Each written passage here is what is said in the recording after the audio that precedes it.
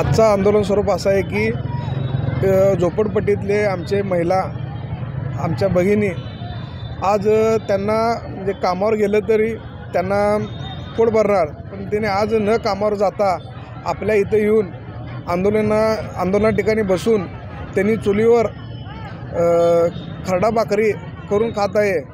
हे प्रशासनाला लाज वाटली पाहिजे, कारण का आज तुम्ही बंगल्यात ज्या राहताय ह्या झोपडपट्टीतल्या करातनं मिळालेल्या पैशावर तुम्ही आज बंगल्यात राहताय। आज आमच्या महिला भगिनी उन्हात आज बसल्यात, तुमचे घरचे एशीत आहेत।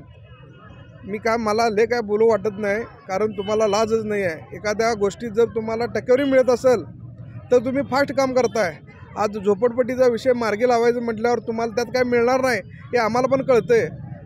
त्याकरिता तुम्ही हे विषय पेंडिंग पडत आहेत, लांबवित आहेत, आणि असल्या प्रशासनाचा मी धिक्कार करीत आहे।